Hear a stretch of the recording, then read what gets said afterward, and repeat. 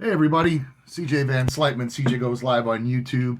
25-year investor, developer, trainer, landlord, uh, all that good stuff, all that fun stuff.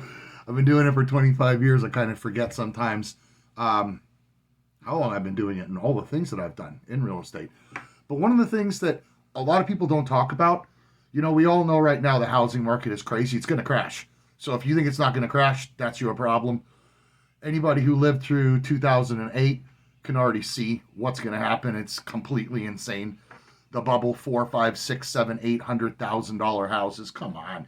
Everybody knows a house in California is nice, but it's not worth 1.6 million. And then you offer 200,000, 500,000 over the asking price. Obviously, not sustainable. And anybody who has a brain can actually realize that the housing market is going to collapse, and it's probably going to start. It's not probably, it's already starting, but it's going to start to really hit home in the fall and around Christmas time. And you'll see next year is going to be a slew of foreclosures. But one thing a lot of people don't talk about, in 2006, I was obviously in real estate. I got in 1997. But in 2006, we went through the housing crash, and I had to figure out a way how to survive because my wife and I lost millions of dollars in the crash in Florida. And moving to Pennsylvania to Pittsburgh in 2006, we figured out that land was really the way to go. So a lot of people don't understand how to buy land, sell land. They don't know anything about it. And I didn't know anything about it either. So I started buying property in Elko County, Nevada, and Winnemucca, Nevada, Box Elder, Utah, a few of those spots that a lot of people didn't want at the time. And the first piece of land I bought was a 40-acre road frontage, wasn't landlocked. It had power and utilities, and I bought it for $4,000. $4,000 for 39.97 acres, 40 acres. And my intention was to hold on to that land for retirement. But what I ended up doing was I ended up selling it because I got an offer from somebody here in Pennsylvania actually for $40,000. It wasn't even a year later. And my wife and I realized, whoa, we're like onto something here. Maybe we should be buying land. So we've continued to buy land over the years and stockpile land. But I think the time is coming that a lot of people are going to be wanting land. They're going to want out of these crazy house contracts. They're going to want out of this rat race, the city race. They're going to want to move to the country. So when I moved to the country 2 years ago, I was skeptical about how I would continue my real estate business from the city, from Pittsburgh. And that's when I discovered virtual wholesaling, selling property, buying property all over the country. I don't even have to be there to see it or to touch it.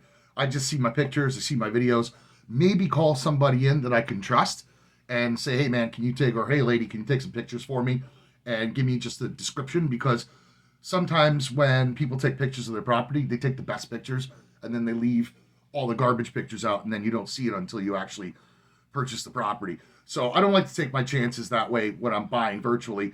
If I'm buying it super, super cheap, okay, I'll take a chance. 10 grand, 20 grand, maybe even 30 or 40 grand for a multi-unit. I'll buy it with expectation that I'm going to have to fix it up. I'm going to have to do 30, 40, 50,000 in repairs. And I look at my ARV and I look at everything around me and I see if it's worth it. If everything's selling in that area for 100 grand and I can pick it up for 30 sight unseen, maybe have 30 in work, do your math. After all your taxes, expenses, and everything else, your surprises, your 60 is 100 minus 15. So you make 25. Why do I say minus 15? Because you're going to have 15,000 in crazy stuff. You're going to need new sewer line, or you're going to need a new roof, or you're going to need all new electrical or plumbing, or something's going to come up. So you always have to budget for those things. But when you're buying land, land is awesome because there's almost no taxes on land, virtually no taxes on land. So my 40 acres in Winnemucca sold, I believe it was 40,000, but I believe the taxes were like $43 or $83. It was under $100 a year for the taxes for 40 acres. And you're going to see if you start buying these properties, these pieces of land, because they're not making any more land, right? Like that's it. What you see is what you get. If you start buying these pieces of land strategically in areas that you believe will go up through, and I use analytics and I use PropStream to find a lot of my properties. The land thing, you really got to know people, and it's best to communicate with, like in Nevada, I would communicate with the state. If I had any kind of questions, the BLM, the Bureau of Land Management, because a lot of my land backs up to protected wildlife forestry that can never be built on.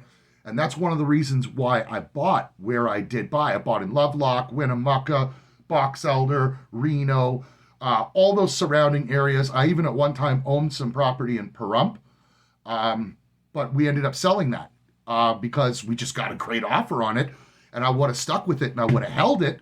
But sometimes you got to take the money and reinvest in something else. And I think we took that money and we bought a couple of properties like in Western PA here that we ended up flipping. So we made more.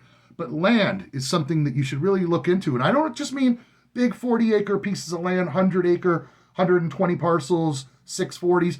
I'm talking about if your neighbor's house burned down, or if you've got a lot on your corner and you live in a pretty good neighborhood, chances are we could sell that lot. We can get something for it. At least you can if you want to try.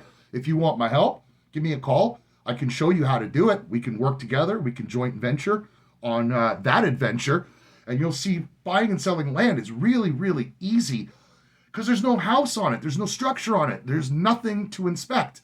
There's land. It's a survey, and that's it.